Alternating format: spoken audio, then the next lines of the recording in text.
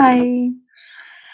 Hi, Deborah. And I've started these lives. I'm going to take a few moments just to breathe to see if people can get online. I planned these during lunchtime in hopes that people prioritize and take time from their day to pause and nurture themselves. That is my hope. I did a video introducing this pause and process and what's my intent. And I have a lot of intentions. The biggest is there is so much going on in our world. So, some highlights obviously, pandemic, wars, complete change of American administration. A lot is happening. Um, in our world. And then I personally have a lot happening in my life as my mother recently died and I need to move. However, I also need to feel like I'm doing something.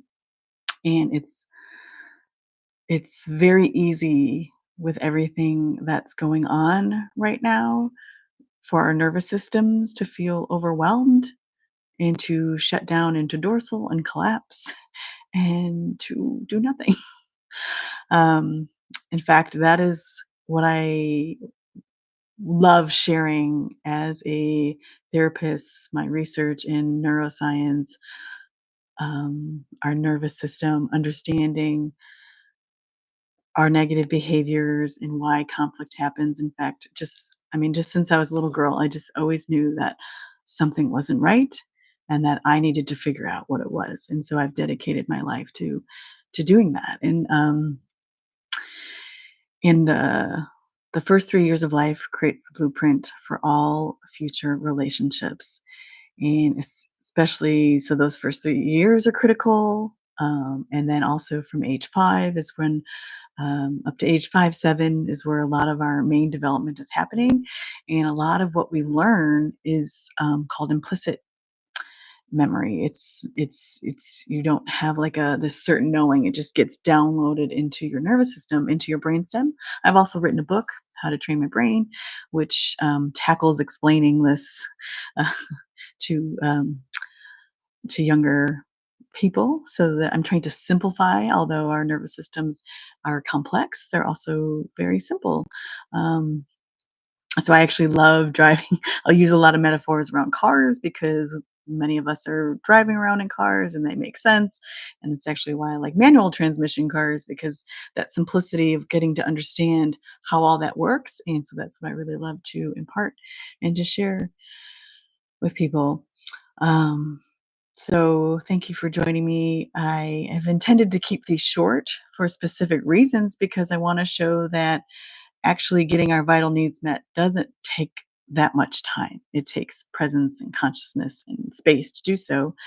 But actually, it's the more consistency of showing up for our nervous systems and our minds, our bodies, and spirits that will help us bring more uh, pleasure and peace in our life. And I do want to acknowledge that as we run and run and we keep going and going, that's often we don't take this pause because it can feel overwhelming because some events and negative things that we haven't dealt with, intentions can start to arise. So I just do want to inform, and what I tell anyone who comes into embrace the therapy journey, that things can actually feel worse before they feel better. So although I'm saying, I want to bring more pleasure and peace in your life, I want to acknowledge that often as we give ourselves permission to sit with these feelings and experience them, that it can feel the opposite. And there's many reasons for that. Yet that is why I want to keep these sessions safe. I mean, short. I um, I also created these because I have so much to share, and so I'm going to try to work out a balance where I want to share and reflect my insights of trauma informed care and neuroscience, and also parenting, the parent child relationship, because everything starts there. And So actually, you may have seen I show some images that kind of go along with themes. My last talk, I had a picture of about mindfulness, and Viktor Frankl quote today I have about parenting styles, which relates. So as I'm talking, please continue to breathe and exhale and notice what's coming in your mind, body, and spirit. Notice sensations, thoughts, feelings.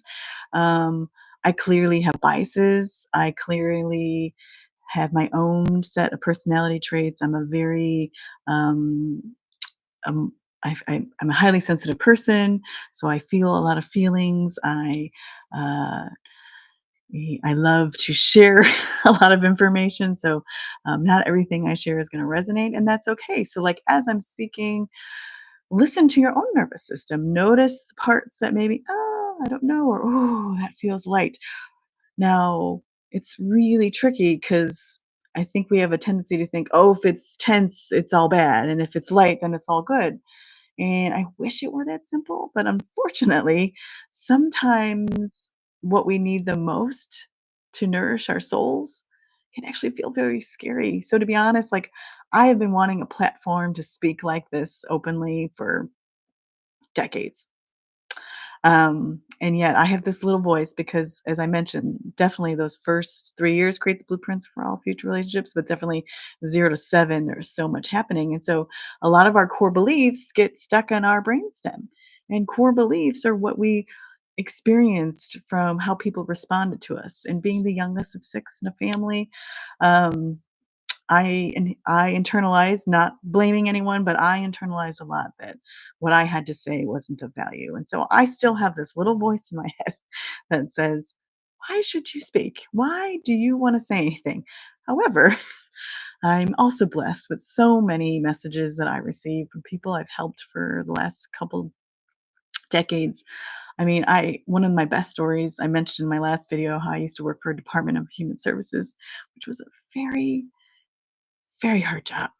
I went into homes, worst case scenarios, and it's very hard to get positive feedback, to feel like you're having successes, especially when children are removed from their homes. Um, and parents are under threats and obviously behaving in even worse ways. It's very hard. And I was blown away when, I even moved out of the country. I lived in New Zealand for a long time, and then I came back to the States at various times to care for my mother, and most recently again. But after I was away from one person I'd helped, a young man, for 8 years. And so I moved countries, I even moved states. And this young man tracked me down to call me and say, thank you. To say that all the people in his life, I am the one that stood up for him. That I went above, I went and stood up for him in front of a judge. I stood up in front of his parents and I advocated for him. And he wanted to thank me. And that from that moment, I knew, wow, I must be doing something. um, and that blew me away. And I continue to get so many amazing messages from people. So I wanted to take what I give my clients, I wanted to give something because I got to be honest, this is hard. Like, even I, with all my tools, all my resources, am struggling to focus, to concentrate. My nervous system is very dysregulated with the bombardment of things that are happening. And it was hard when there was a war going on. Wars and now all this change, and I am going to acknowledge again that we do need change, and that is, I totally agree, we need change.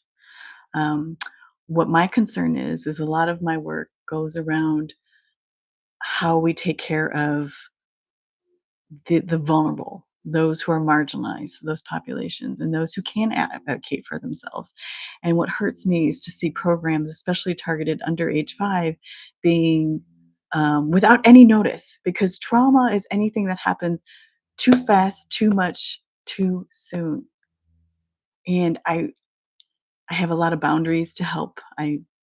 I'll do another whole other talk around boundaries, but I don't look at everything. And I came across literally someone who is a leader um, in one of the higher offices is saying they are intentionally wanting to traumatize them. Baracus. He literally wants to traumatize. And um, trauma, we have enough trauma. There's enough trauma, and it saddens me that many people don't understand the the ripple effect, the consequences that these policies impact.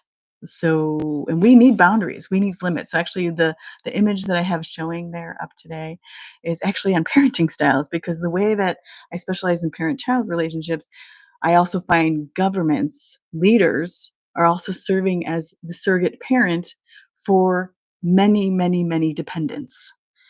And we need to be mindful of that. And it's so important to understand that, in the study of parenting relationships, there has been so many research to show what is the best parenting approach. Now, there is no perfect.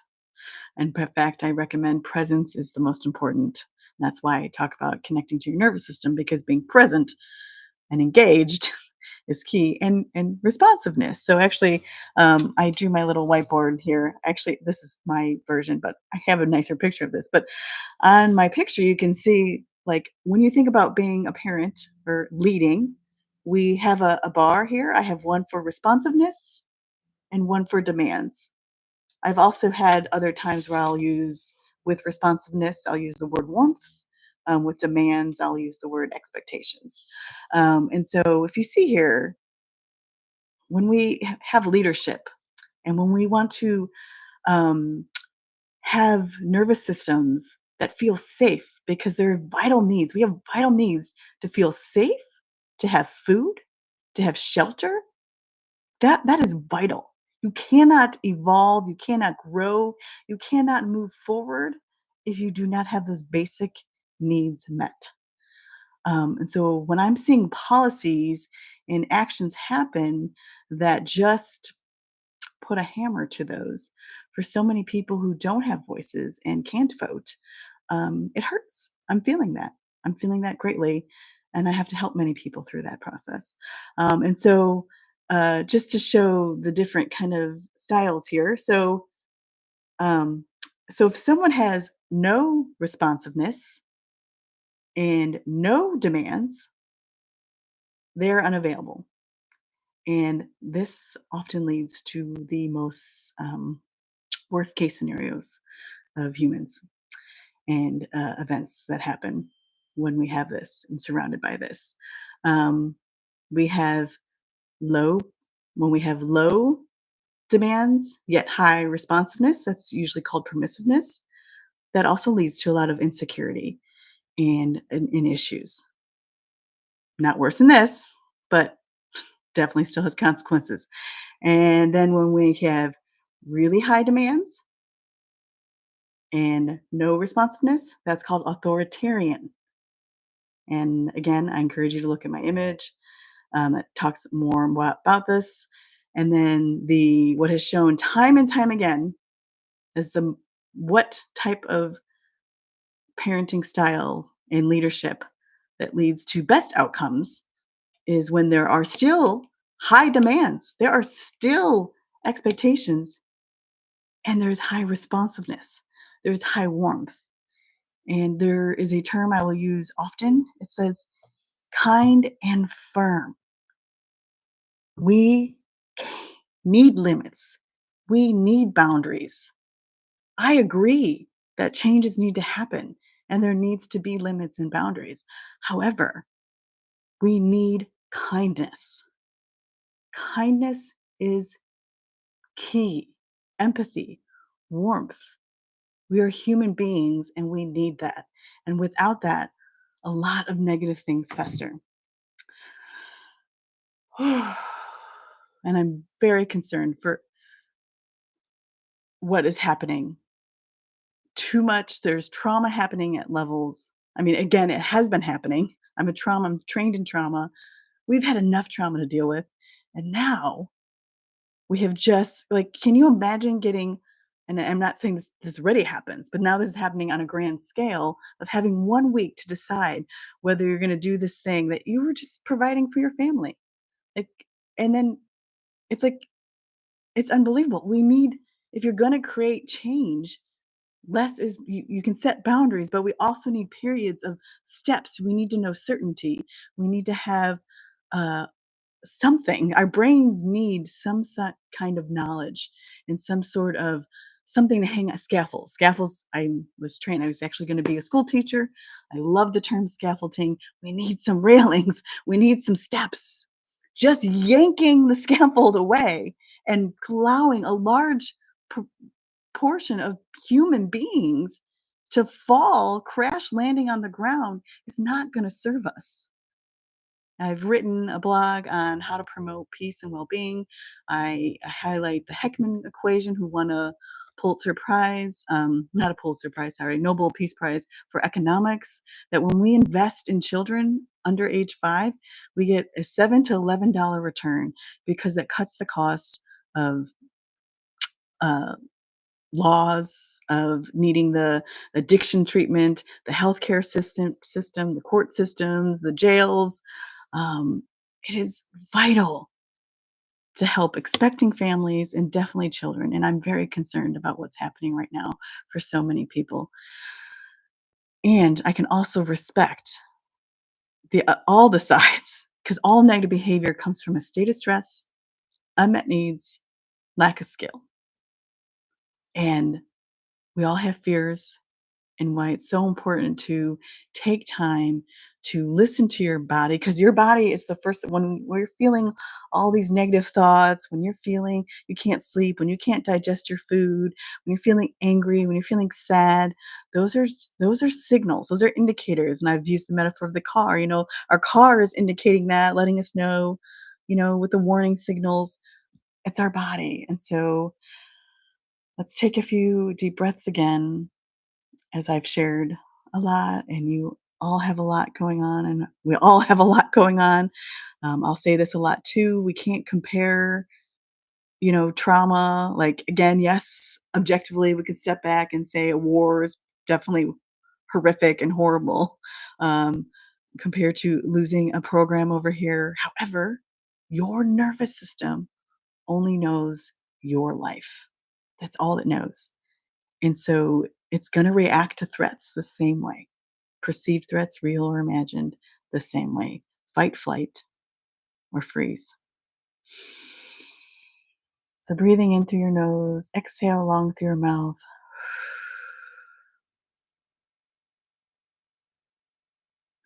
Scan, notice if anything is coming up for you. There is no right or wrong.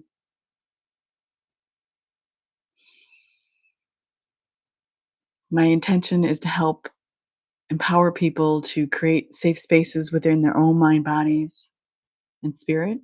And actually, what I do, I'm going to go a little bit over. As I mentioned, I'm going to probably weave in, I'll start breathing at the end. And like I do for my sessions, I like to end with breathing. And so this is the little exercise. And now I just realized that I did not bring my lighter. I had brought a candle to light. Darn. I will do it next time. What a bummer. I was hoping to light the candle to show how all have a spirit. And when we're born, and relate it back to parenting as well, like if I were to light this right now, um, we're born, we don't have any boundaries, and anything, we all have a spirit. We're all born with everything we need. We are connected to God, source, your higher power, whatever that is, whatever you conceive that to be. We're all born with that. It's amazing. And that's why we actually need parents to help protect us, because anything can blow out that light. It's very simple. And I was so excited that I had birthday candles because it was recently my birthday. Uh, and I have a YouTube video on why it's so important to celebrate our birthdays, no matter how old we are. Um, but it's so easy to blow out our spirit. And I was hoping to like this one, which has boundaries because it protects the light. And I will do that more another time. Breathing in, exhale.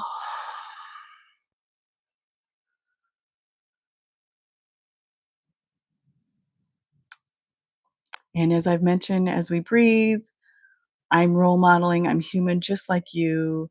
I make mistakes. I forget things like the lighter. So I also have a video I encourage you to watch called ABCs, or Quick Way to Process Emotions, that describes why it's so important to take this time. As I mentioned, our nervous systems do need consistency. We do need information. We do need to make sense of, because also part of trauma is not having safe places to process, express, and make sense of things. And so just the mere acknowledgement of, "Whew, I'm having this feeling," labeling that feeling helps file it away, helps identify it, file it away so that your nervous system can create some order and peace and ease in your nervous system so that you can move forward with the rest of your day. Last week's talk, I also introduced the idea of a container. So if anything came up that was too much, overwhelming, could not sit with, um, put it in your container. Visualize closing that container. And I do hope you make time to sit with those things, because as we give our nervous system space to pause and to process, we not only give ourselves a break so that we can catch up and all our systems can take a moment so that we can have clarity and move forward. Um, but also it creates space for more pleasure and more peace to come into your life. Take another breath in, exhale long through your mouth.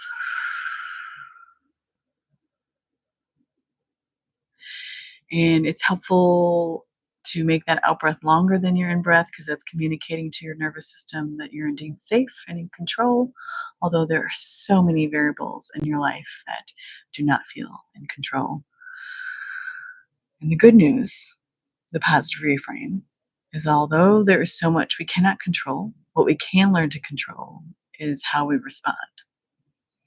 And I loved with that image that I shared that responsiveness is key. And I have a reframe on being responsible, because responsible is being able to respond appropriately to to the needs and the demands in that moment. That's unique to that experience. It's response able. Whereas when we're in a state of fear, we're going to be more reactionary, and we're going to pull from. I'm using my hand because I'll show another. I have talks where I use my hand. Um, Dr. Dan Siegel has a hand model. I add a lot more layers to it. But when we are stressed and overwhelmed and go, go, go, we're going to pull more from our brainstem. And that's where those negative core beliefs live. And we all have bias. We all have core beliefs that are blocking us from living our best full lives that will be full of more pleasure and peace. Please subscribe, tune in. I'm doing these Tuesdays and Thursdays. Take wonderful care.